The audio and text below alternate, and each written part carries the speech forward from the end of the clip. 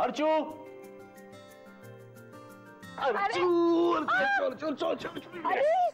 अमित दादा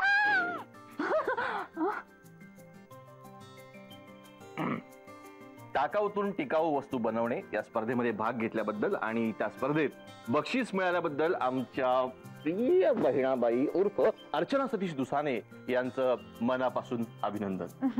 त्याचप्रमाणे मला काही येत नाही, मी काही करत नाही ही भावना मनातनं काढून टाकून आपल्यामध्ये दडलेल्या कला गुणांना वाव दिल्याबद्दल त्यांचं विशेष कौतुक. सो दुसाने बहिणी, कसं वाटतंय तुम्हाला? अमित दादा, पुरी झाली आहे तुझी नौटंकी. एवढं खरं सांगू का, मला खूप खूप खूप म्हणजे खूप आनंद झालाय. अरे विश्वासच बसत नाहीये की मला बक्षीस मिळालंय. पण अर्चू खरंच तुझं ना मनापासून कौतुक. अरे पहिल्याच प्रयत्नात मैदान मारलंस तू यार. ऍक्च्युली मलाही नव्हतं वाटलं. असं प्रॉब्लेम आहे तुझा, तुला सगळं आधीच वाटतं. पण तुला आठवतं का अर्चू, लहानपणी आदित्यची सगळी क्राफ्टची प्रोजेक्ट तू बनवून द्यायचीस.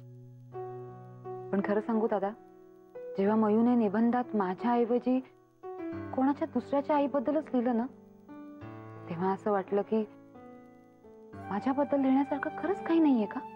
पण तेव्हा ठरवलं काहीतरी क्रिएटिव्ह करायचं आणि बघ झालं सुद्धा. तुला माहितीये, जेव्हापासून ते पत्र हातात पडलंय ना, तेव्हापासून 100 वेळा मी वाचून झालंय. अरे ते that's like a good girl. पण दादा, आज सगळेच जण माझं खूप कौतुक करतात, पण माझी बेस्ट फ्रेंड ती मात्र खूप उदास. असं वाटतंय की मला बक्षीस मिळालंय म्हणून तिला वाईट वाटलंय का? अरे हो, तिच्याशी बोलायचंच राहिलं. थांब बोलतो. पण अर्चू, पार्टी पाहिजे, मला पार्टी पाहिजे. येस.